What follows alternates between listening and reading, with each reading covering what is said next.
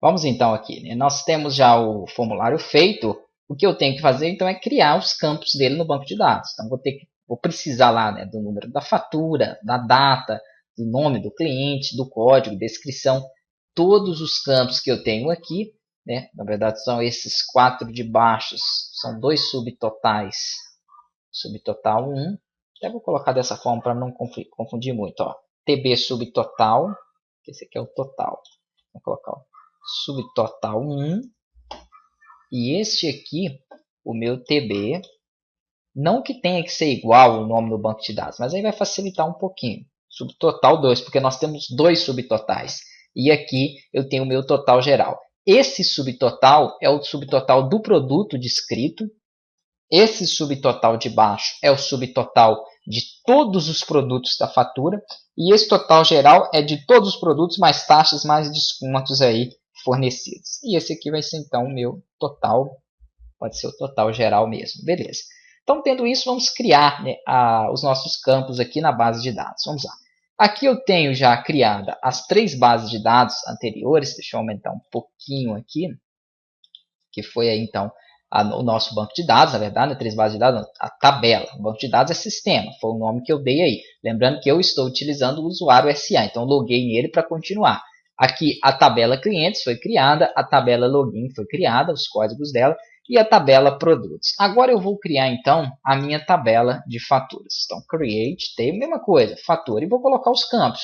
Quem já viu o outro curso já vai então aprender, né, já sabe fazer isso aí. Abre aqui e fecha o parênteses. E aqui dentro você vai colocando os campos. Então não importa a ordem deles, tá? Já eu vou colocar o de fatura primeiro. Então eu tenho o número da fatura. Posso colocar aqui, ó, N fatura ou apenas fatura, mas como é relacionado ao número, para ficar mais fácil, vou colocar ali. Ele vai ser a minha chave primária, né, inteira, não vai poder ser nula. Então primary key aqui, ó, que ela vai ser a minha chave primária. Vai colocando vírgula e separando os campos. Depois eu tenho o quê? Tem um campo de data, que vai ser do tipo date, por exemplo. Eu poderia aqui já definir, né, quantos valores vai receber esse campo de data. Vou colocar aqui, ó, 20 caracteres, por exemplo. Ele vai poder ser nulo? Não, ele não vai poder ser nulo. Além do campo de data, eu tenho aí o campo de cliente. Então, ele vai ser do tipo varchar. Poxa, o nome do cliente, quantos caracteres até? Então, 15. E assim por diante. Temos o código em si. Né? O código, eu posso manter um código inteiro, só para números, ou posso manter também um código com número. Aí eu colocaria varchar, se eu quisesse que entrasse no código números também. Obviamente, números não, perdão. Se eu quisesse que entrasse letras, texto. Aqui, ele está me dando um erro no date 20, está falando ali que é um campo inválido para data, porque a data é padronizada, então na verdade não precisa nem especificar se eu coloco o date ali. Se eu colocasse varchar, eu precisaria então especificar ele. O que mais que eu tenho lá? Eu tenho código, isso eu tenho também descrição, é só voltar aqui para me visualizar.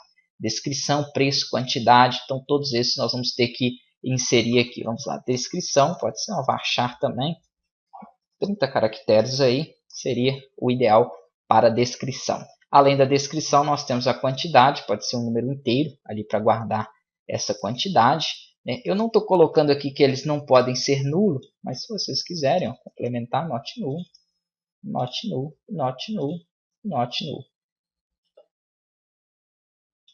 Okay. Valor, né? Nós temos aqui o valor, deixa eu só verificar, seria o valor dos produtos, que é o preço.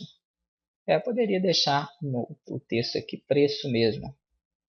Não tem nenhum outro que vai ser preço. Esse preço a gente pode utilizar aqui, ó, vamos trabalhar com decimal, tá joia? Vai caber 18 casas, 18 dígitos e vai trabalhar com 2 casas decimais. Então, como se fosse, por exemplo, 50,00, que é o padrão aqui, né, que nós utilizamos no Brasil. Então, not null, não vai poder ser nulo o preço.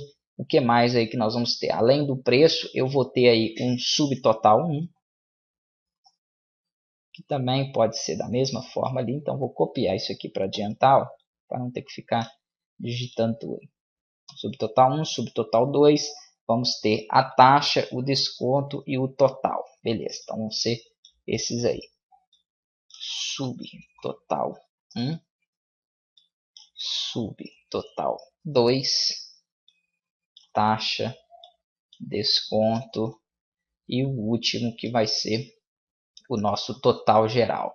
Vou deixar somente total.